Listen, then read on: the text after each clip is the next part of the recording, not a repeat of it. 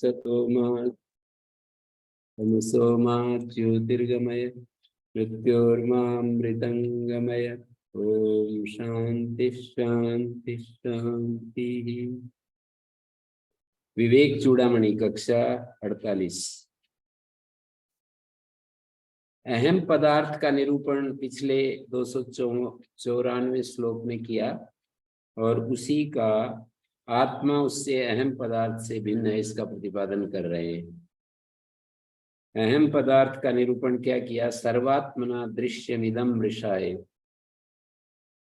वो दृश्य क्षणिक होने के कारण क्षणिकत्व दर्शनात्, क्षणिक होने के कारण सब प्रकार से मिथ्या ही है। सब सर्वात्मना मानी सब प्रकार से, मृषाय दृश्यमिदं, ये जो दृश्य है ये मिथ्या ही है। ये अहमर्थ आत्मा नहीं है। नैव अहम अर्था, ये अहम अर्थ नहीं, आत्मा नहीं हो सकता है। क्षणिकत्व दर्शनात्, मैं सब कुछ जानता हूं ऐसी प्रतीति क्षणिक अहंकार आदि को कैसे हो सकती है? जानाम्यहम सर्वमिति प्रतीति, मैं सब कुछ जानता हूं ये जो प्रतीति है तो अहम आदे क्षणिकस्य, क्षणिक अहम जो होता है ना, मैं करके जो बुद्धि में भाव उत्पन्न होता है वो क्षण क्षण में उत्पन्न होता है। एक क्षण में मैं आया, फिर दूसरे क्षण में, फिर तीसरे क्षण में। तो क्षणिकस्य अहम आदे कुतः सिद्धेत, ये जो सर्वज्ञता है, मैं सब कुछ जानता हूं ऐसी प्रतीति इस क्षणिक अहम आदि को कैसे सिद्ध होगी? क्षणिक अहम आदि है उनको कैसे हो सकती है? आंख जो है कभी रसास्वादन कर सकती है या कान कभी दर्शन कर सकता है, ऐसा कोई पूछे? आंख मैं सबका जानता हूं, मतलब इसका भी जानता हूं। जो रूप, शब्द स्पर्श रूप रस गंध, पांचों इंद्रिय विषयों का मैं जानता हूं। तो आंख तो केवल एक रूप का ही ज्ञान करती है, कान तो केवल शब्द का ज्ञान करेगा, त्वचा तो स्पर्श का करेगी। तो मैं सब कुछ जानता हूं ऐसी प्रतीति क्षणिक जो अहम आदि है उनको नहीं हो सकती। जैसे आंख रूप का ज्ञान करेगी, रस का नहीं कर सकती, और कान शब्द का करेगा, रूप का नहीं कर सकता। रसना रस का कर सकती है, रूप का नहीं कर सकती। तो एक इंद्रिय एक विषय को जानती है, दूसरे को नहीं जानती। और मैं तो सर्व विषयों का जानता हूँ, सारे विषयों को मैं जानता हूँ।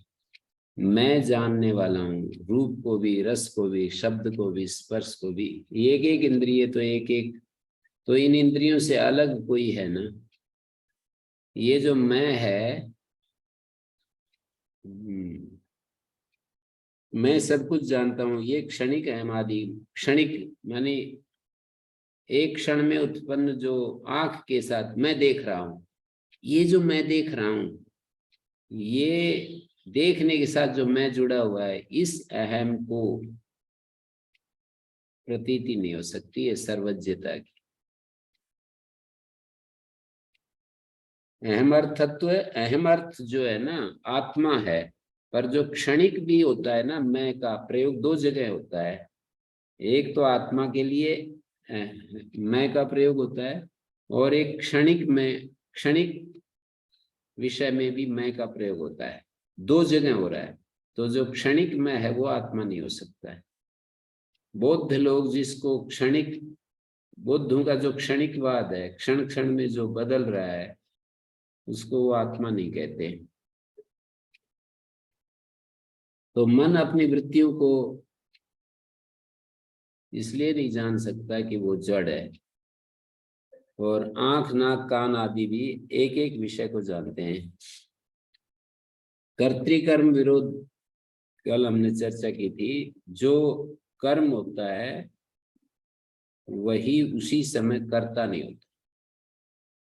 तो मैं रूप को जान रहा हूं, तो कर्म और कर्ता उसी समय जानने वाला और मतलब ये अनात्म होगा, जो जानने में आ रहा है वो अनात्म होगा, और जो जानने वाला है वो आत्मा होगा।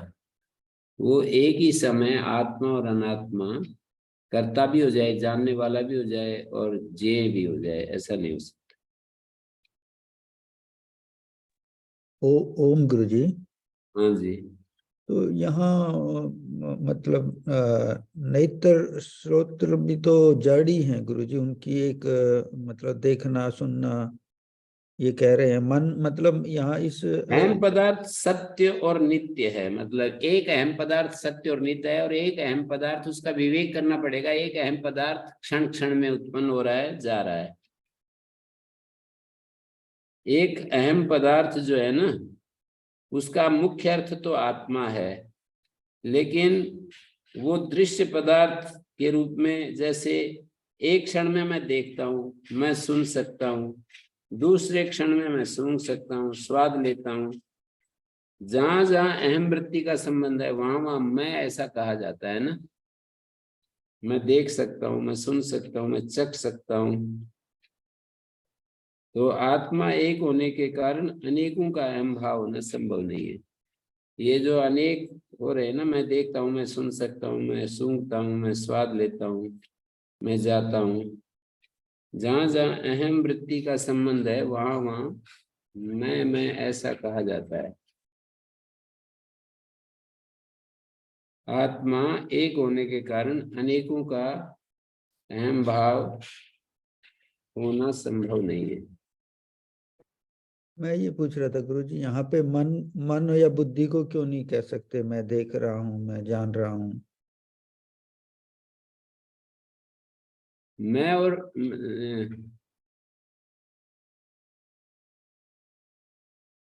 सर्वात्मना दृश्यमिदं वृषेव, सर्व रूप से जो ये दृश्य है, जो देखने में आए वो क्षणिक बता रहे हैं, जो दिखने में आए वो जो मैं भाव भी जो हमारे भीतर साक्षी के सामने प्रकाशित होता है ना, मैं देख रहा हूं, साक्षी के सामने जो दृश्य रूप में प्रतिभात होता है, वो भी सत्य आत्मा नहीं हो सकता, मिथ्या आत्मा ही है वो भी। एक ट्रू सेल्फ है, एक फॉल्स सेल्फ है। जो ट्रू सेल्फ है ना, वो तो साक्षी रूप है, इन सब के पीछे है, सबका प्रकाशक है। जैसे मैं देख रहा हूं यहाँ पर जो करण के साथ जुड़ा हुआ जो मैं है ना, एक कर्ता है, एक करण है, एक कर्म है, तीन है ना ये। तो कर्म के साथ भी जो जो भी कर्म के रूप में दिखाई दे रहा है, जो दृश्य बनकर हमारे सामने आ रहा है, वो आत्मा नहीं हो सकता। ये श्लोक में तो यही कहा है, सर्वात्मना दृश्यमिदं वृषेव नैव अहम अर्थ, वो अहम अर्थ नहीं है जो दृश्य बन गया। जैसे मैं भयभीत हूं, अब ये दृश्य बन गया ना, मुझे अपना भय दिखाई दे रहा है। मैं राग युक्त हूं, इस विषय में मेरा राग है, तो मैं राग युक्त अपने को देख रहा हूं, तो राग युक्त जो दिख रहा है वो आत्मा नहीं हो सकता। मैं स्वाद ले रहा हूं, मैं चख रहा हूं, ये सारा अहम अर्थ नहीं हो सकता।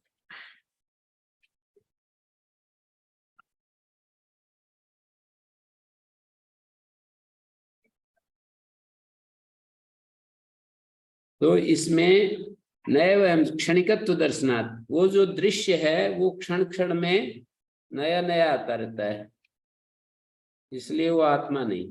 जानाम्यहम सर्वमिति प्रतीति, मैं सब कुछ को जानता हूं, ये जो प्रतीति है वो क्षणिक जो अहमादि है उसको कैसे होगी। क्षणिकस्य अहमादे कुतः सिद्धेत, एक क्षणिक अहमादि है, एक नित्य अहम है। ये थोड़ा सा ध्यान से धीरे से समझना पड़ेगा कि क्षणिक मैं और नित्य मैं में क्या फर्क है।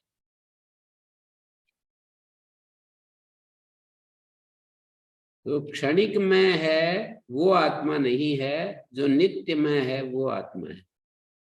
तो जो नित्यमय है वो तो साक्षी रूप है, सबका दृष्टा। पर जो क्षणिकमय है वो आत्मा नहीं हो सकता, यही कहा है यहाँ पर। तो गुरुजी, जो मैं सब कुछ जानता हूँ, इस मतलब ऐसा ऐसा आत्मा, मतलब आत्मा को आत्मा आत्मा जानता है। हाँ, पर वो तो बुद्धि के द्वारा ये बात कही जा रही है। जब हम कहते हैं कि मैं सब कुछ जानता हूं, तो कहने वाली तो बुद्धि ही है। जी।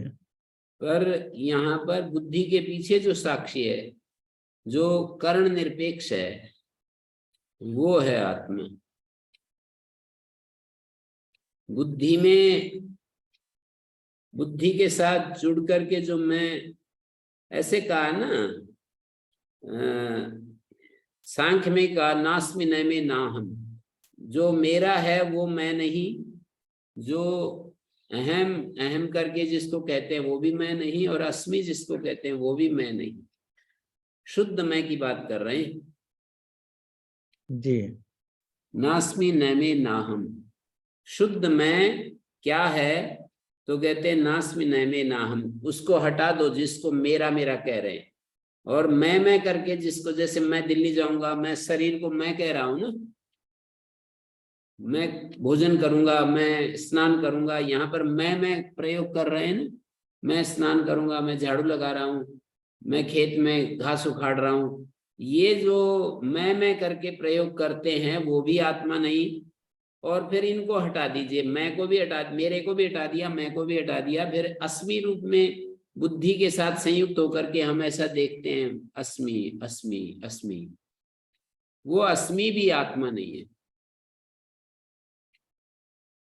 इसलिए तो वो अस्मितानुगत समाधि जो कहते हैं, वो विपर्य ज्ञान रूप होती है। जी। दृक् दर्शन शक्ति एकात्मतैव अस्मिता, दृक् शक्ति और दर्शन शक्ति की जो एक रूपता है, वो अस्मिता क्लेश बताया ना। तो अस्मिता क्लेश में स्थूल पदार्थों के साथ जब तादात्म्य है तो वो मैं के रूप में है, और सूक्ष्म बुद्धि के साथ जो तादात्म्य है चैतन्य का, वो भी अस्मिता क्लेश है। एक तो स्थूल चीजों के साथ हम तादात्म्य करके देखते हैं कि मैं सुंदर हूं, मैं कुरूप हूं, मैं लंबा हूं, ठिकना हूं, मैं स्त्री हूं, पुरुष हूं। ये एक तो स्थूल चीजों के साथ तदाकार होकर के हम देख रहे हैं मैं का प्रयोग, मैं ऐसा हूं, मैं वैसा हूं। अब बुद्धि अस्मि, अहम अस्मि, अहम अस्मि, ये बुद्धि के साथ जुड़ करके जो हम देख रहे हैं अपने स्वरूप, बुद्धि के साथ जो जुड़कर देख रहे हैं वो भी क्षणिक क्षणिक ही होगा, वो भी आत्मा नहीं है। उसका भी पीछे जो प्रकाशक है, जिसको कर्णों की अपेक्षा नहीं, बुद्धि की अपेक्षा नहीं है, उस प्रकाशक को, वो शुद्ध आत्मा है।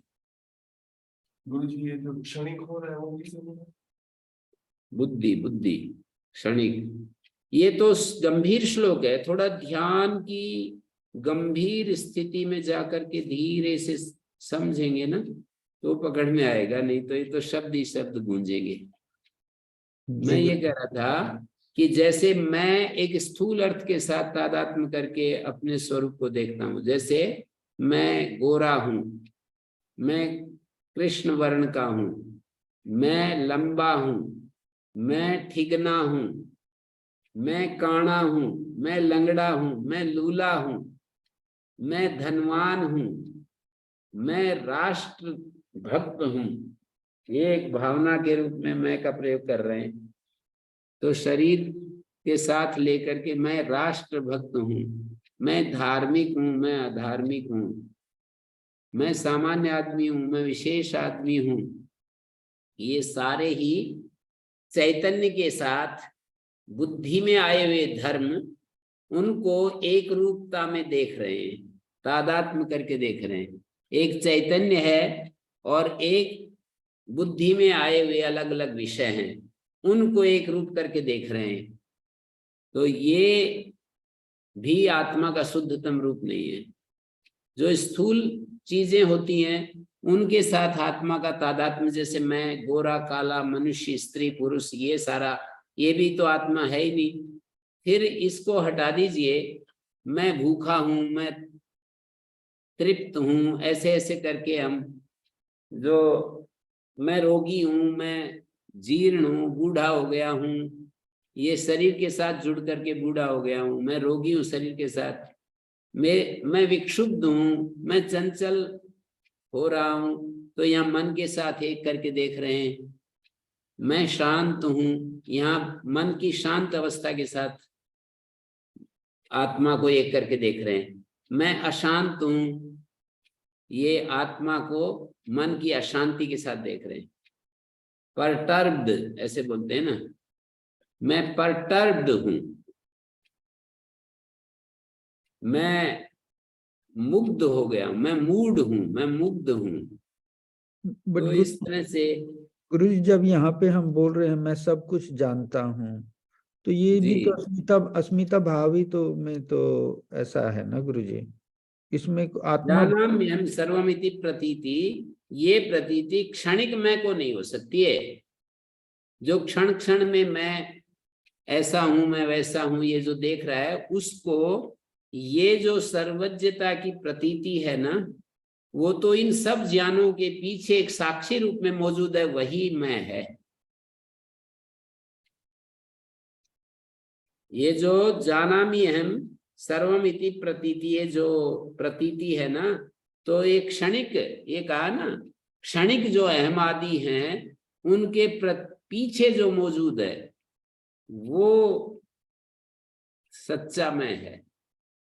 तो गुरु जी, जो जब सब कुछ जानता हूँ, इसका मतलब जो मुझे इंद्रियों और मन जानता हूं का से मतलब जान ये रहा है हूँ। कि इन सब जो दृश्य चीजों का प्रकाशक हूं ना मैं, जी समस्त दृश्य का जो प्रकाशक हूं, जो जो भी जानने में आता है उसका जो मैं प्रकाशक बना हुआ हूं, वो है शुद्ध आत्मा। या जानता हूं का मतलब है प्रकाशक, जो इन क्षणिक मैं आदि के पीछे जो प्रकाशक है। मैं सुखी हूं, मैं दुखी हूं, एक क्षण में सुखी हूं, फिर दूसरे क्षण में मैं दुखी हूं, ऐसे आदमी कहेगा ना। जैसे अचानक उसको सूचना मिल गई तेरा बेटा मर गया, तो एकदम कहेगा मैं तो बहुत दुखी हो गया, मर गया मैं तो। और पहले क्षण वो कह रहा था कि मैं सुखी हूं, बात चल रही थी, बोले मौज है, बड़ा आनंद है, सब कुछ ठीक है। और अगले ही क्षण आकर किसी ने सूचना दे दी, भाई तुम्हारा तो एक्सीडेंट में बेटा मर गया, वो एकदम दुखी हो गया।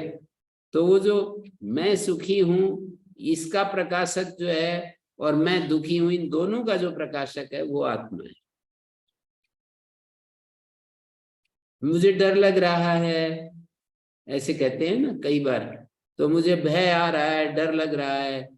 तो ये जो डर लग रहा है ना, ये एक एक काल में ये काल में ये चीज प्रकट हुई और चली गई, एक काल विशेष में ये चीज प्रकट हुई और चली गई।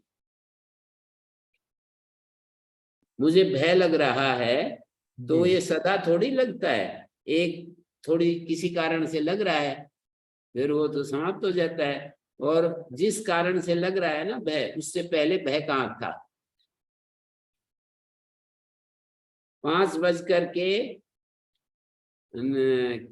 3:10 पर भय नहीं था।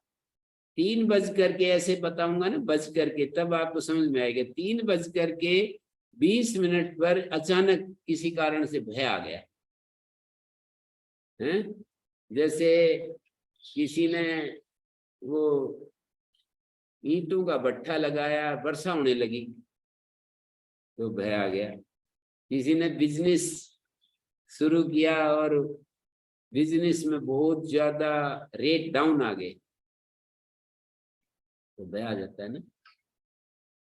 जैसे किसी ने खरीदा था, सोना खरीदा, तो उसमें बहुत महंगा था और एकदम डाउन आ गया, तो एकदम भय आ गया उसको। तो वो कालगत होती है ना ये सारी चीज। मैं तो भाई, मैं तो, मेरे को तो बहुत डर लग रहा है, क्या होगा मेरा अब, है? इस तरह से देख सकते हैं। मुझे तो ये बिल्कुल साफ साफ दिख रहा है अब ये दूसरे तक संप्रेषित करने में तो कठिनाई है ही। कैसे संप्रेषित करूं मैं अपनी बात को? जो सबके पीछे एक जो सर्वज्ञ ज्ञाता बैठा हुआ है, साक्षी बैठा हुआ है ना, जो करणों से निरपेक्ष है, जो करण के साथ जुड़ा हुआ मैं है ना, वो क्षणिक है। आप दो मैं का विभाग करके देखो। जो करण के साथ जुड़ा हुआ करण है ना, हमारी आंख नाक कान इंद्रियां, इन करणों के साथ जुड़ा हुआ जो मैं है वो तो क्षणिक है। और जो इन करणों से पीछे करण निरपेक्ष है, वो मैं जो है क्षणिक नहीं, वो शाश्वत है। जी, उसी शाश्वत को देखने की ट्राई कर रहे हैं गुरुजी। उसको मतलब कैसे ये तो मुझे डर लग रहा है, मैं दुखी हूँ, सुखी हूँ, ये तो क्षणिक है ही है। ये तो इसमें तो काल में जो प्रकट हो क्षणिक, और जो जी, काल से अतीत है वो शाश्वत। बट काल से अतीत कौन सा ज्ञान है गुरुजी जो कि काल शाश्वत? से अतीत तो रहता है ना एक आत्मा, जिसको हम आत्मा कहते हैं, वो इन सब के पीछे वो ना हो तो ये क्षण में ये जो जो प्रतीतियां होती हैं, ये कैसे होंगी? क्षण क्षण में जो प्रतीतियां हो रही हैं, ये जी, उस आत्मा के बिना कैसे होंगी? वो आत्मा जो है ना, आत्मा ही हमारी, उस आत्मा की उपस्थिति में ही बुद्धि में चेतन जैसा स्थिति बनती है। और वो कहती है कि मैं सुखी हूं, मैं दुखी हूं, मैं शरीर हूं, मैं लंबा फिरना, ये सब बुद्धि में ये सब भाव आते हैं, आत्मा चैतन्य की उपस्थिति में ही आते हैं। तो आत्मा जो है शाश्वत है और आत्मा क्षणिक। मैं शाश्वत भी और मैं क्षणिक भी है।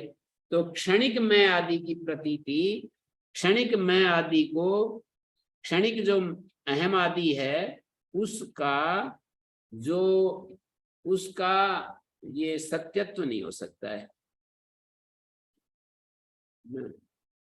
क्षणिक अहंकार आदि को ये नहीं हो सकता है कि मैं ज्ञाता हूं।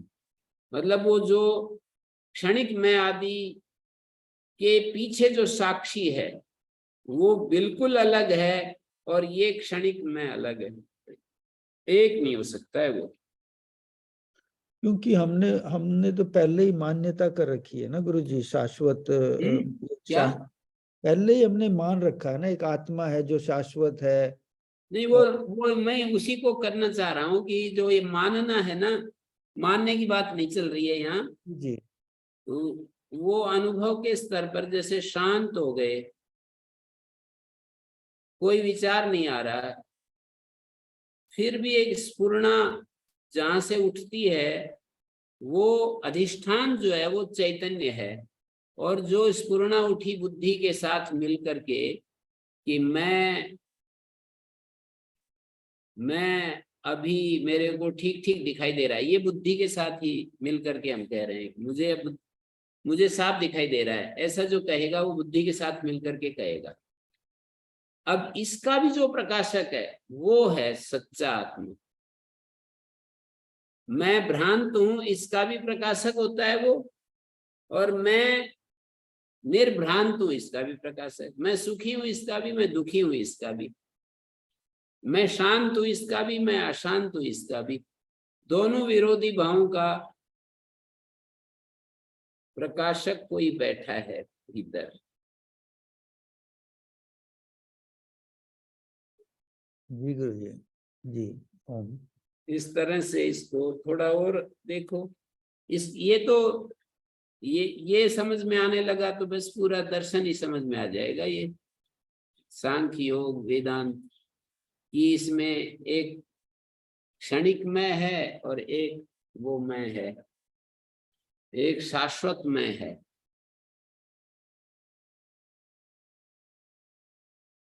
क्षणिक में और शाश्वत में, इन दो में भेद समझ में आने लग गया ना, तो ये तो पूरा दर्शन ही समझ में आ गया। समझ, क्षणिक में कौन सा है और शाश्वत में कौन सा है।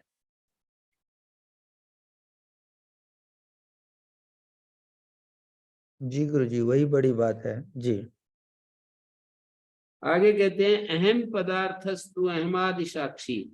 जो अहम पदार्थ है वो अहंकार आदि का साक्षी है, अहंकार का, चित्त का, मन बुद्धि का साक्षी है। नित्यम सुसुप्तोति भाव दर्शन। सुसुप्ति में भी इसकी सत्ता देखी जाती है। भाव माने सत्ता। सुसुप्तो अति भाव दर्शनात्। सुसुप्ता वपि है क्या? अपि है। सुसुप्ता वपि भाव दर्शनात्। सुसुप्ति में भी इसकी सत्ता देखी जाती है।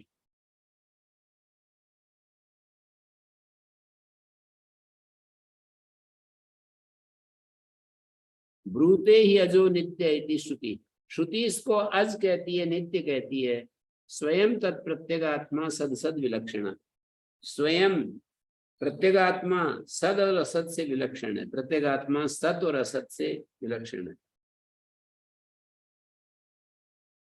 सत और असत से विलक्षण का मतलब ये होता है कि सत मानी जो व्यक्त है, असत मानी जो अव्यक्त है, उन दोनों से विलक्षण है।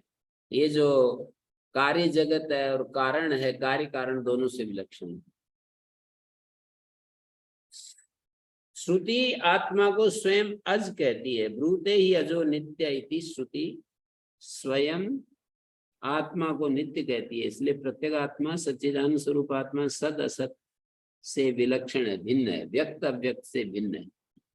मानी कुछ चीजें व्यक्त हैं, हमारे सामने प्रकट हो रही हैं, कुछ चीजें अव्यक्त हैं, प्रकट नहीं हो रही हैं। उसका मूल कारण आत्मा तो सद असत विलक्षण है, व्यक्त अव्यक्त से भिन्न है। व्यक्त और अव्यक्त दोनों से भिन्न है। ये भी अब संकेत बड़ा मुश्किल है समझ में आने के लिए, थोड़ा ये भी कठिन हो रहा है। सत से भी विलक्षण, असत से भी विलक्षण। सत तो ये दृश्य जगत जो भी है सत कहा जाता है, और इसके मूल में जो अदृश्य सत्ता है जिससे इसका प्राकट्य होता है ना, प्रकृति जिसको कहते हैं सांख्य में, वो असत कहलाता है। सत और असत। असत प्रकृति को सत भी कहते हैं, पर असत एक विशेष अर्थ में प्रयोग किया है, अव्यक्त के अर्थ में। सत मानी व्यक्त और असत मानी अव्यक्त, इन दोनों से विलक्षण। ये आत्मा जो है अजो नित्या शाश्वतो यम पुराणो न हन्यते हन्यमाने शरीरे। कठोपनिषद में आत्मा अजन्मा नित्य शाश्वत पुरातन है, शरीर के मारे जाने पर भी स्वयं मरता नहीं है। विकारिणाम सर्व विकार वेत्ता नित्यो विकारो भवितुम समर्हति। मनोरथ स्वप्न सुसुप्ति सुस्फुटम पुनः पुनः दृष्टमसत्त्वमेतयो। विकारिणाम सर्व विकार वेत्ता। जो विकारी वस्तुएं हैं ना, जैसे देह है, उनके जन्म से लेकर मरण पर्यंत जितने विकार हैं, उन सब विकारों को जो जानता है वो नित्य है। विकारी नाम सर्व विकार वेत्ता। विकारी पदार्थ हमारा शरीर है, पहले जन्म लेता है। आप देखिए कैसे कैसे विकारों से गुजरता हुआ आ रहा है हमारा शरीर। हमें तो पता तो लगता है, जब बालक होते हैं तो किस तरह का शरीर होता है, फिर युवा अवस्था में कैसा होता है, फिर वृद्धावस्था में कैसा होता है। ये सब, ये जो अवस्थाएं हैं वो आने जाने वाली हैं, पर इन विकारों का जो ज्ञाता है वो विकार रहित है। विकारी नाम, विकारी हो गया ना, मरण पर्यंत, जन्म से लेकर मरण पर्यंत जितने विकार हैं, इन विकारों को जो जानता है वो नित्य है। अविकारी वो अविकारी। यदि अनित्य होता तो सभी विकारों का ज्ञाता नहीं होता। अनित्य होता है ना, तो सारे विकारों का ज्ञाता नहीं हो सकता है। जैसे सुसुप्त अवस्था, स्वप्न अवस्था और जागृत अवस्था, ये अलग अलग अवस्थाएं हैं, तो एक अवस्था दूसरी अवस्था को नहीं जानती। उस अवस्था में ही वो चीज रहती है। जागृत अवस्था में जो हमारा स्वरूप है वो जागृत अवस्था में ही रहता है। और ये जो पंचकोश हैं अलग अलग, नित्यो अविकारो भवितुम समर्हति, विकारी वस्तुओं के विकारों का जानता जो नित्य है और अविकारी हो सकता है, वो नित्यो अविकारो विकार रहित हो सकता है। मनोरथ स्वप्न सुसुप्ति सुस्फुटम, मनोरथ के समय, स्वप्न के समय और सुसुप्ति के समय स्पष्ट ही पुनः पुनः दृष्टम असत्वम एतयो, शरीर और अहंकार दोनों का बार बार हमने अभाव देखा है। मनोरथ स्वप्न और सुसुप्ति में पुनः पुनः दृष्टम असत्वम एतयो, इन दोनों का अभाव देखा है। किन दोनों का? शरीर और अहंकार का। मानी मनोरथ, मन जब धारावाहिक रूप से कल्पना करने में आसक्त हो जाता है तो ठंडी, गर्मी, वर्षा आदि की बाधाओं का ज्ञान नहीं होता है ना। मनोरथ कर रहा है, जैसे कोई आदमी बहुत परेशान हो और उसको कोई एक व्यसन हो बात करने का, तो बात करने वाला मिल गया तो वो अपने दुख को भूल जाता है, उससे बात करने लग गया। हम यहाँ पर देख सकते हैं ऐसे माता जी चिल्ला रही होती हैं कि मेरे पैर में दर्द है, वहां दर्द है, फिर बात करने लग जाओ तो सब खत्म है। तो मन जब धारावाहिक रूप से कल्पना करने में आसक्त होता है, ठंडी, गर्मी, वर्षा आदि बाधाओं का ज्ञान नहीं होता, उस समय शरीर का भान नहीं होता। मनोरथ के समय शरीर का भान हो तब भी शरीराभिमानी का अभाव रहता है। मतलब शरीर का भान हो भी यदि हमारे को ना, तो शरीर का अभिमान करने वाला वहां नहीं रहता है। मैं अपने शरीर को शरीर रूप में मैं शरीर हूं ऐसा अभिमान करने वाला नहीं होता। स्वप्न इसी तरह, स्वप्न में अन्य शरीर की ही सृष्टि हो जाती है तो उस शरीर का अभिमानी भी अन्य ही होता है। आत्मा तो उसका साक्षी एक ही है। जैसे जागृत अवस्था में इस विश्व या विराट या तेज इसका वैश्वानर का अभिमानी, और सूक्ष्म अवस्था में तेजस जो होता है सूक्ष्म शरीराभिमानी, और सुसुप्ति में प्राज्ञ जो होता है सुसुप्ताभिमानी, वो आत्मा से अलग ही होता है। अभिमानी जो है वो आत्मा से अलग ही होता है। आत्मा तो सबका साक्षी है। स्वप्ने अर्थ शून्य सृजति स्वशक्त्या भोक्त्रादि विश्वम मन एव सर्वम। 172 नंबर श्लोक में ये बात आई है। स्वप्न में अर्थ शून्य सृजति स्वशक्त्या भोक्त्रादि विश्वम, भोक्ता आदि विश्व को रचना कर लेता है। मन एव सर्वम 172 नंबर श्लोक में देख सकते हैं हम। 172 ये कहा, स्वप्नेर्थ शून्य सृजति स्वशक्त्या, अर्थ शून्य स्वप्नावस्था में अपनी शक्ति के द्वारा भोक्ता आदि सारे विश्व को मन ही रचता है। अर्थ शून्य इसलिए बतलाया है स्वप्नावस्था को कि उस समय वो ये मन शरीर के भीतर नाड़ियों में संचार करता है, ऐसा श्रुति का प्रमाण मिलता है। केश से भी सूक्ष्म नाड़ियों में पर्वत, नदी, समुद्र आदि पदार्थों का होना संभव नहीं है।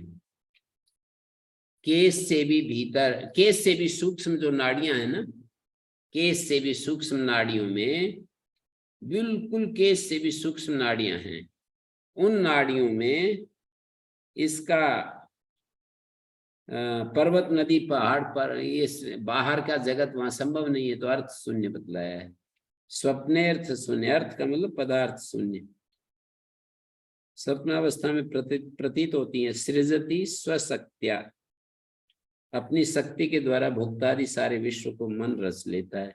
भोक्त्रादि विश्व मन एव सर्वम तथैव जागृति अपि नो विशेषा, उसमें भी कोई अंतर नहीं है। तत्सर्वम एतत् मनसो विजृंभणम, ये मन का ही विजृंभण है। स्वप्नावस्था में प्रतीत होती हैं, चक्षुरादि इंद्रियां उस समय व्यापार से रहित होती हैं। मन का उनके द्वारा बहिर्गमन नहीं हो सकता। इंद्रियों के द्वारा, इंद्रियां तो शांत हो गई, मन बहिर्गमन नहीं कर सकता। शरीर से बाहर स्थित जो नदी, सर, पर्वत आदि पदार्थ हैं, उनकी प्रतीति होना संभव नहीं है। केवल मन में स्थित वासना के कारण ही सारे बाह्य विषय प्रतीत होते हैं, वस्तुतः नहीं। तो स्वप्नावस्था को अर्थ शून्य कहा है। अपनी शक्ति के द्वारा, वासनाओं के द्वारा मन संपूर्ण भोक्ता, भोग्य और विश्व का निर्माण कर लेता है। मैं भोग कर रहा हूँ, मैं इस विषय का भोग कर रहा हूँ, भोक्ता, भोग्य और विश्व का निर्माण कर लेता है। मन भोक्तादि विश्व की रचना कैसे करता है? भोक्ता जीव तो पहले ही है। तो इसका उत्तर तो फिर ये दिया जाता है कि भोग्य के अभाव में भोक्तृत्व का भी अभाव रहता है। भोग्य जो सृष्टि है जब सामने आती है तभी भोक्ता की उत्पत्ति होती है। आत्मा तो हमेशा है, पर जो भोक्तृत्व है वो तो उत्पन्न होता है। माने जब भोग्य सृष्टि विषय आता है तो उसके साथ संयुक्त होने पर उसमें भोक्तृत्व आता है। मन को भोक्तादि का रचयिता, भोग्य का रचयिता होने से तो मन सब जागृत अवस्था में मन ही सब का निर्माण करता है। तो ये यहाँ पर का अर्थ शून्य है, ये स्वप्नावस्था।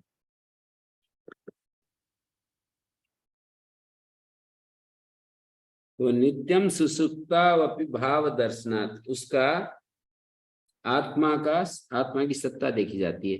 ब्रूते जो नित्य इति श्रुति स्वयं श्रुति ये कहती है कि वो अज है, नित्य है, शाश्वत है।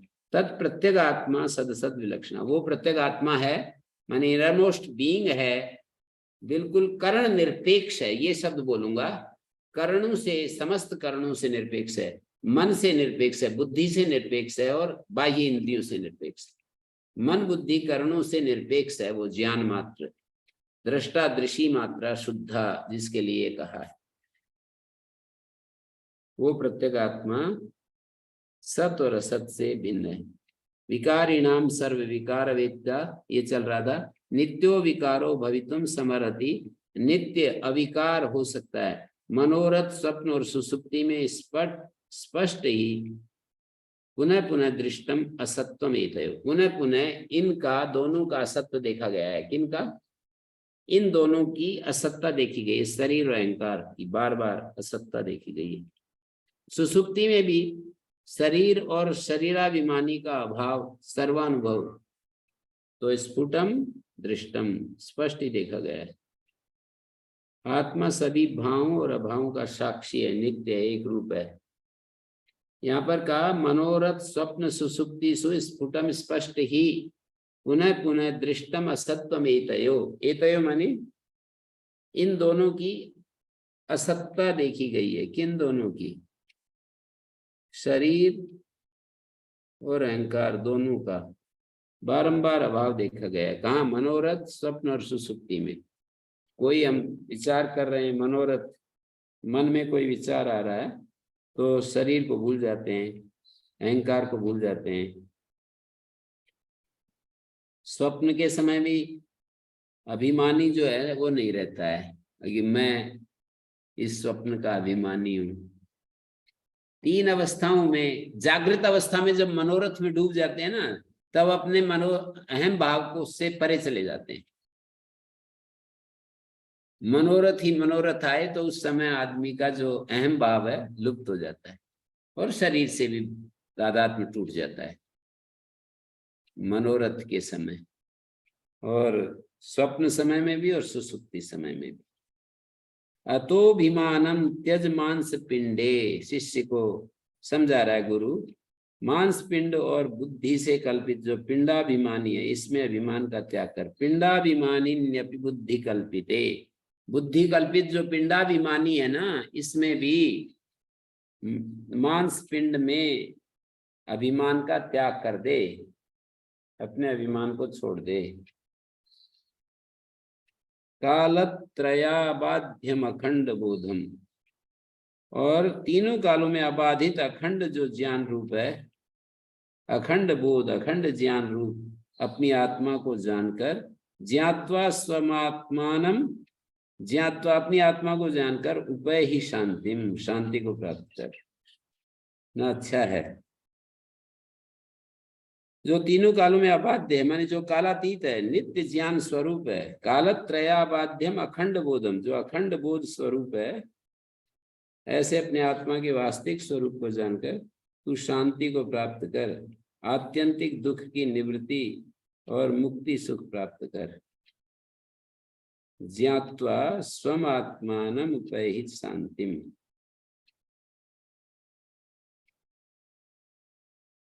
अपने आत्मा को जानकर उपय ही शांतिम, शांति को प्राप्त कर। ओम गुरुजी जी थोड़ा सा मनोरथ का आपने पिछले उसमें बताया, आपने मनोरथ को थोड़ा सा और कहीं आपने कहा तो कोई दुखी हो और कोई जिसको मतलब कभी कभी हम मन के प्रवाह में बह जाते हैं ना, तो उस समय शरीर भी शरीराभिमान और अहंकार दोनों ही गायब हो जाते हैं। जैसे स्वप्न में स्वप्नाभिमानी चला जाता है और शरीर भी, अहंकार भी, दोनों ही चले जाते हैं। ऐसे सुसुप्ति में चले जाते हैं। मनोरथ जैसे हम किसी उसमें डूब जाते हैं तो उतनी देर के लिए, चाहे 10 सेकंड के लिए डूब गए, तो उस समय इनका अभाव देखने में आता है। ऐसे कहा ना कि इनका, दोनों का, शरीर और अहंकार दोनों का अभाव। जी गुरु जी। 10 सेकंड बहुत लंबी अवधि सामने मत रखो, और बिल्कुल छोटी भी मत रखो कि 1 सेकंड। 1 सेकंड भी कहोगे तो भी पकड़ में नहीं आएगी, और लंबी अवधि रखोगे तो फिर पकड़ में नहीं आएगी। आप 10 सेकंड, 5 सेकंड, कम से कम 5 सेकंड तो करना पड़ेगा। 10 सेकंड करेंगे तो अच्छा रहेगा बिल्कुल पकड़ने में।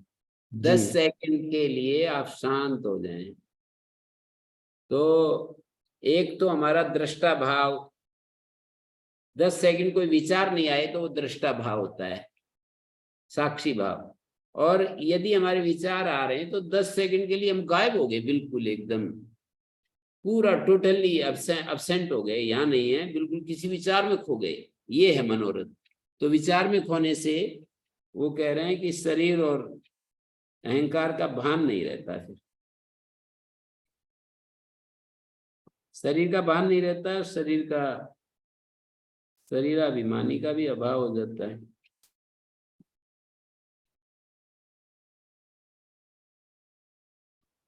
अतोभिमानम त्यज मांस पिंडे, इसलिए इस मांस पिंड में अपना जो अभिमान है ना, इसको छोड़ दे। ये जो आगे आता है, मानी पूर्वोक्त हितों के चलते, पूर्वोक्त हितों के कारण, अनित्य और विकारी होने के कारण ये जो मांस पिंड है ये अनित्य है और ये विकारी है। तो उसमें मतलब ये जो मांस का पिंड है शरीर, तो इसमें अनित्य और विकारी होने के कारण उसमें तथा बुद्धि की उपाधि के कारण कल्पित जो शरीर रूपी पिंड है उसका जो अभिमानी है, बुद्धि की उपाधि के कारण कल्पित शरीर रूपी पिंड का जो अभिमानी है, उसमें भी चित्त प्रतिबिंब में भी तो अभिमान का त्याग कर दे।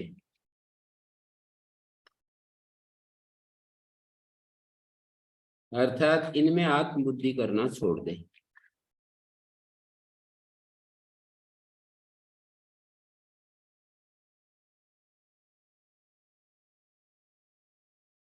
चित्त प्रतिबिंब में भी तो अभिमान का त्याग कर इनमें आत्मबुद्धि करना छोड़ दे। पिंडाभिमानी कौन है? शरीर।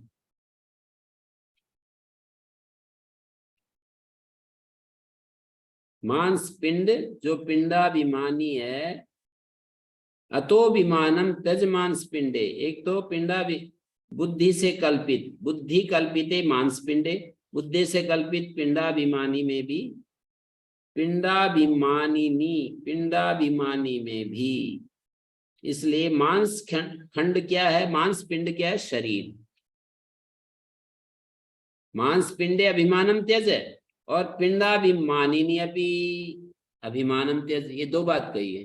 पिंडाभिमानी जो इस शरीर का अभिमानी, बुद्धि कल्पित शरीर रूपी पिंड का जो अभिमानी है, उसमें चित्त प्रतिबिंब, उसमें भी मानी चैतन्य का जो प्रतिबिंब है उसमें भी अभिमान का त्याग कर दे, इनमें आत्मबुद्धि करना छोड़ दे। कालत्रयाम अबाध्यम अखंड बोधम, तीनों कालों में, माने गुरु के वचन को सुनने पर शिष्य के मन में प्रश्न हुआ कि यदि शरीर और चित्त प्रतिबिंब जीव मैं ही हूं तो मैं हूं कौन? शरीर और चित्त प्रतिबिंब जीव आभास, जो चिदाभास बोलते हैं ना, चित्त प्रतिबिंब, चैतन्य का प्रतिबिंब रूप, शरीर और चैतन्य का प्रतिबिंब रूप भी मैं ही, जीव भी मैं नहीं हूं, शरीर तो मैं हूं नहीं, ये तो समझ में आता है, पर चैतन्य का प्रतिबिंब जो जीव है वो भी मैं नहीं हूं, तो मैं हूं कौन? तो गुरु शिष्य के मनोभाव को जानकर वो कह रहे हैं कि जो तीनों कालों में अबाध्य है, तुम हो कौन, समझ लो। जो तीनों कालों में अबाध्य है माने जो कालातीत है, नित्य ज्ञान स्वरूप है, अखंड बोधम, ऐसे अपने आत्मा के वास्तविक स्वरूप को जानकर ज्ञात्वा स्वम आत्मानम उपैहि शांतिम, ऐसे अपने आत्मा के वास्तविक स्वरूप को जानकर शांति को प्राप्त कर, माने आत्यंतिक दुख की निवृत्ति और मुक्ति सुख को प्राप्त कर। ज्ञात्वा स्वमात्मानम उपैहि शांतिम, तुम अपने आत्म स्वरूप को जानकर उपैहि शांतिम, मुक्ति सुख को प्राप्त कर। शांतिम का मतलब मुक्ति सुख, दुख निवृत्ति ही शांति है। कालत्रय अबाध्यम अखंड बोधम, अखंड बोध का मतलब हो गया नित्य जो ज्ञान स्वरूप है। ये जो बुद्धि संयुक्त जो ज्ञाता है और नित्य ज्ञान स्वरूप, आज जो बात आई ना जिस पर काफी हमने चर्चा की, इसको गहराई से इसको खोजो। सभी लोग जो भी ये श्रोतागण हैं, इन दो चीजों को आपको खोजना ही पड़ेगा। जो नित्य निरंतर हमारे इंद्रिय और बुद्धि में ज्ञान उत्पन्न हो रहा है, उससे भी अलग कोई यहाँ पर साक्षी बता रहे शास्त्रकार, तो उससे भी कोई अलग साक्षी का क्या स्वरूप? उससे भी अलग साक्षी का स्वरूप है शांति मात्र, केवल शांत चैतन्य मात्र। उसमें कोई भी यदि शब्दों के साथ कोई प्रतीति हमें हो रही है वाक्यों के रूप में, तो बुद्धि बीच में आ गई, और बुद्धि में वो फिर ज्ञान हो रहा है क्षण क्षण में। तो वो क्षणिक ज्ञान और एक शाश्वत ज्ञान, ये दो ज्ञान हमारे भीतर है। दो ज्ञानों की उपस्थिति है, उनको हमें देखना पड़ेगा कि इनका क्या स्वरूप है। शास्त्र तो कह रहा है क्षणिक ज्ञान और एक शाश्वत ज्ञान है, माने जो उत्पन्न और नाश से रहित है एक ज्ञान तो, और एक ज्ञान उत्पत्ति नाश वाला है। तो उत्पत्ति नाश वाला जो ज्ञान है वो क्षणिक ज्ञान है, और जो उत्पाद विनाश रहित है, उत्पत्ति विनाश रहित है, ऐसा ज्ञान शाश्वत है, क्षणिक नहीं है वो। ओम ओम गुरुजी, तो जो हमारे संस्कार पड़ गए हैं बार बार सुनते हुए, अब वो कैसे कहेंगे गुरुजी ये हमारे संस्कारों के कारण हम ऐसा सोच रहे हैं, ये शाश्वत ज्ञान है, ना कि हम अपने नहीं, ये लॉजिक तो बुद्धि से विवेचन कर रहे हैं, इसकी बात ही नहीं कर रहा हूं। मैं तो कह रहा हूं कि अपने अनुभव में इन दो चीजों को देखना है अलग करके। नहीं, अनुभव एक नया अनुभव है गुरुजी, और एक मेरे संस्कारों के कारण मुझे अनुभव हो रहा है। ये अनुभव तो मतलब वो जो एक शाश्वत ज्ञान है और जो जन्य ज्ञान है ना, शास्त्र और आचार्यों ने तो बता ही दिया, उसके बाद हमें एक्सपीरियंस करना है उसका। शास्त्र और आचार्यों ने तो हमें केवल राह दिखाई है, अब हमें अपने एक्सपीरियंस में उसको देखना है। वही देख रहा हूँ गुरुजी, जो हमारे संस्कारों के कारण एक तो हमें मतलब वो तो एक होता ही है, संस्कार के कारण तो स्थूल रूप में जो बुद्धि का ही होगा वो तो सारा का सारा खेल। संस्कार बुद्धि में होते हैं, बुद्धि का ही होगा ना वो तो सारा। संस्कार के कारण जो हमारे को प्रतीतियां होंगी वो तो जन्य ज्ञान रूप ही होंगी। संस्कार से जो भी होंगी वो बुद्धि में होंगी। उन संस्कारों के पीछे भी उनका प्रकाशक एक शाश्वत नित्य चैतन्य है, जो कि करण निरपेक्ष, मैं बार बार एक शब्द बोल रहा हूं, करण निरपेक्ष, जो बोध रूप है, अखंड बोध, अखंड ज्ञान रूप है, जिसमें कोई वो नहीं है, विभाजन नहीं है जिसमें। अब ये तो मैं शब्द ही बोल सकता हूँ, आगे तो इसका एक्सपीरियंस तो स्वयं करके निर्धारण करना पड़ेगा। हम भी तो गुरुजी शब्द ही बोल रहे हैं ना, अपनी बुद्धि से ही बोल रहे हैं सब कुछ। नहीं, ऐसा मैं आत्मा है, ऐसा तो आत्मा है। शब्दों के माध्यम से उस तत्व की तरफ इशारा कर रहा हूं। शब्दों के माध्यम से उस तत्व की तरफ इशारा कर रहा हूं। शब्दों की तरफ देखोगे तो तत्व की तरफ, अंगुली की तरफ देखते रहो, और अंगुली जिस तरफ इशारा कर रही है उधर ना देख पाएंगे तो फिर बात नहीं बनेगी। मैं चंद्रमा की तरफ अंगुली करके दिखाऊं या सूर्य की तरफ दिखाऊं और आप मेरी अंगुली को ही देखते रहो और उधर उस तरफ ना देखो, तो शब्द जिसका संकेत कर रहे हैं उसकी तरफ भी हमें देखना पड़ेगा। शब्द तो छोड़ना पड़ेगा उस समय। शब्द छूटेगा तब वो शाश्वत ज्ञान का अनुभव होगा। शब्द छूटेगा, वाक्य छूटेंगे, और ये बुद्धि का जो ज्ञानात्मक व्यापार है ना, वो सारे बंद हो जाएंगे। तब 10 सेकंड के लिए ही सही, पर 10 सेकंड तक फुल स्टॉप लगा, ऐसी सामर्थ्य पैदा करनी पड़ेगी कि 10 सेकंड तक कम से कम हमारा जो आंतरिक सिस्टम है वो जाम हो जाए एकदम, कुछ भी, सब कुछ पैसिव हो जाए, एक्टिव ना रहे। तो गुरुजी वो तो चित्तवृत्ति निरोध के की सिचुएशन के उसके बाद ही आएगा फिर तो, वो जो हम कुछ हाँ, भी तो करते बिल्कुल रहे। चित्तवृत्ति निरोध की सिचुएशन के बाद ही आएगा। हाँ नहीं तो, क्योंकि वो तो फिर हमें तो मतलब ध्यान और वैसा बनने पे ही ये इसकी अनुभूति होगी, नहीं तो हम बस इसमें ही रहेंगे। मैं 10 सेकंड की जो बात कह रहा हूं ना, 10 सेकंड लंबी अवधि नहीं, 10 सेकंड में भी 10 सेकंड विचार रहित होकर के यदि हम देखें, 10 सेकंड, कम से कम 10 सेकंड, थोड़ा थोड़ा समय यदि आप बोलोगे ना तो उसमें आपको पता नहीं चलेगा। जैसे 2-3 सेकंड में कहूं तो पता नहीं चलेगा, 10 सेकंड इसलिए मैंने विचार करके बोला है। 10 सेकंड के लिए बिल्कुल एकदम से वो हो जाए, वृत्ति निरोध की स्थिति आ जाए, शांत हो जाए पूरा हमारा व्यक्तित्व।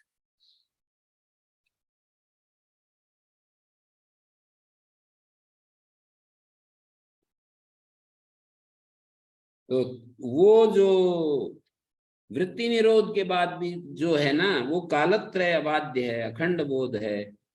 ऐसे अपने आत्मा को जानकर, ऐसा हमारा आत्म स्वरूप है, निज बोध कहें या अखंड बोध कहें, अहम ब्रह्मास्मि,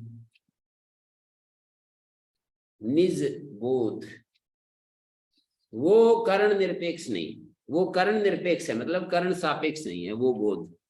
ये जितने भी बोध हैं इनमें बुद्धि, मन, इंद्रियां इनमें जुड़ी रहती हैं। सारे बोध जो जागृत अवस्था में हमारे को ये बोध होते हैं ना व्यवहार में, शास्त्र पढ़ते समय भी जो बोध हो रहे हैं, इसमें वो कर्ण सापेक्ष ज्ञान चल रहा है। इसमें संस्कार, मान्यता, ये सारी काम कर रही है।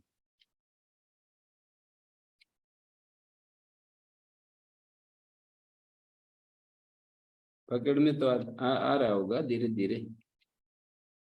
जी गुरु जी।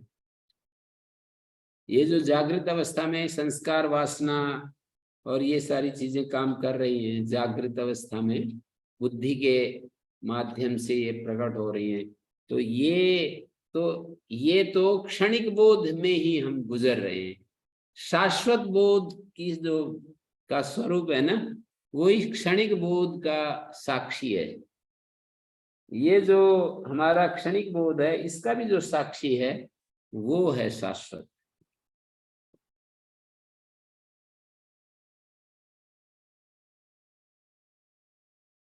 और ये जो अभी ये उसका प्रोसेस बता रहे हैं कि इस मांस पिंड में अपने अभिमान को छोड़ो, और बुद्धि कल्पित जो पिंडाभिमानी है उसमें भी अपना अभिमान छोड़ो।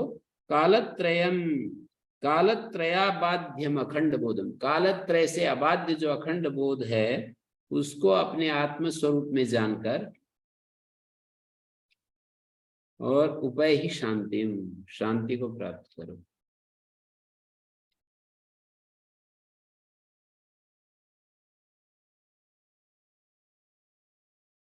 त्यजाभिमानम कुल गोत्र नाम रूपाश्रमेष्वार्द्र सवास्थितेषु लिंगस्य धर्मान अपि कर्तृतादीन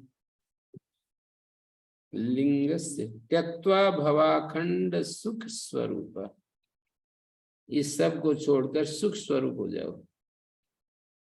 कहते हैं गीले मृतक तुल्य स्थूल शरीर के आश्रित, गीला है मृतक तुल्य, आर्द्र शवाश्रितेषु, जैसे कोई गीला और आर्द्र शव अत्यंत करुणा से परिपूर्ण होकर के गुरु कुछ बात कह रहे हैं, संदेश दे रहे हैं, करुणा प्रेरित होकर, करुणा से युक्त होकर के क्या कह रहे हैं कि हे शिष्य, ये शरीर जो है ना शव तुल्य है। ये शरीर हमारा है ना, ये शव के समान है, जैसे कि वो होता है ना शव। अभी अभी शरीर छूटे तो उसको ऐसे शरीर में ऐसे ऐसे करेंगे तो वो होगा ना, मरे हुए का मैं तो स्पर्श नहीं किया, पर कल्पना करता हूं कि ऐसे थोड़ी है कि ये मांस तुरंत सूख जाएगा।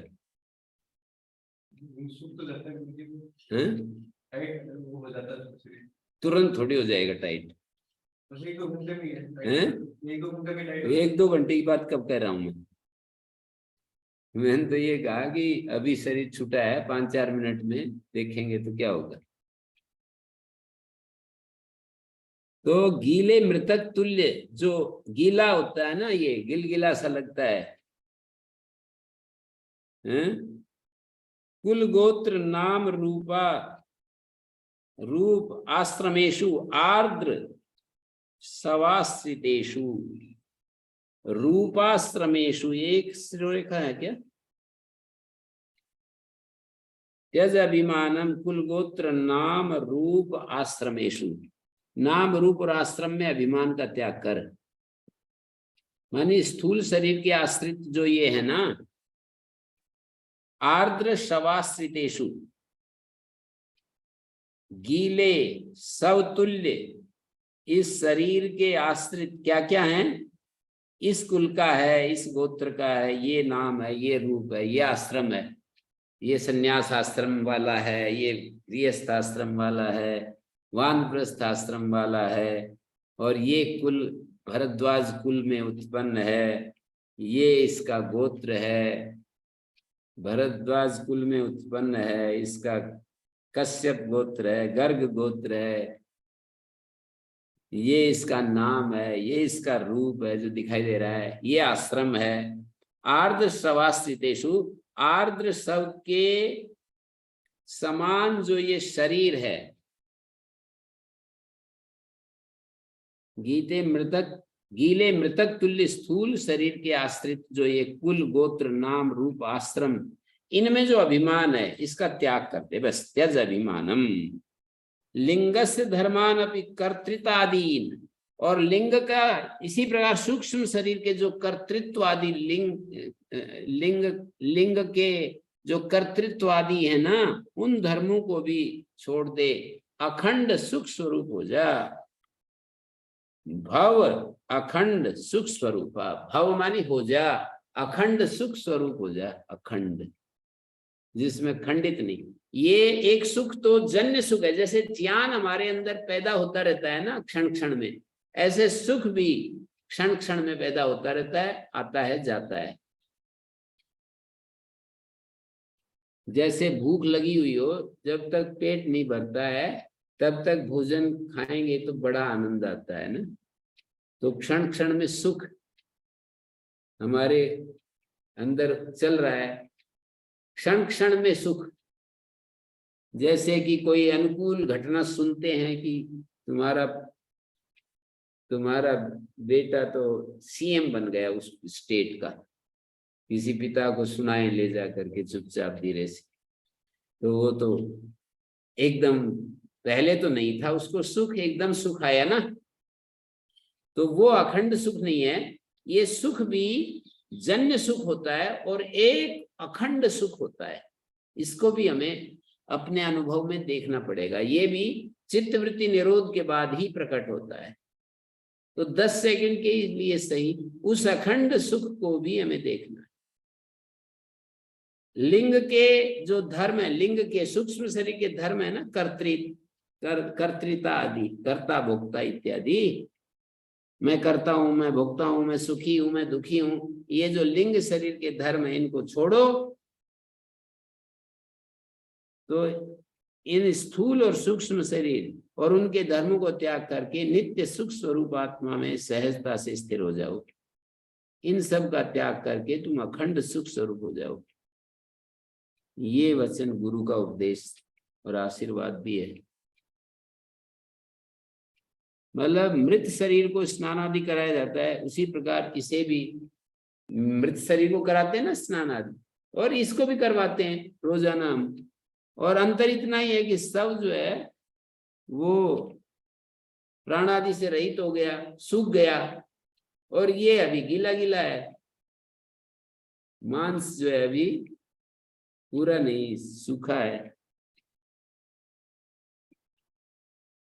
तो ये जो इसके आश्रित इस गीले शरीर में तुमने मैं इस कुल का हूं, मेरा ये गोत्र है, मेरा ये नाम है, मेरा ये रूप है, मैं ब्रह्मचारी हूँ, गृहस्थ हूँ, वानप्रस्थ सन्यासी हूँ, इन सब अभिमान को छोड़ दो। सारे धर्म स्थूल शरीर के हैं, आत्मा के नहीं। तो ये सारा उपदेश चल रहा है। मुक्ति में मुख्य बाधक अहंकार है, ये कल हम 13 श्लोकों में इस बात को बताएंगे कि मुक्ति में मुख्य बाधक जो है वो अहंकार है। वो यदि अहंकार को निर्मूल कर दिया जाए, सब अनर्थों का कारण आत्मानुभूति में मुख्य प्रतिबंधक अहंकार है। वो अहंकार जो है क्षणिक है, क्षण क्षण में उत्पन्न होता है, और हमारे भीतर एक शाश्वत भी है, बिल्कुल शाश्वत ज्ञान रूप और शाश्वत सुख स्वरूप भी है।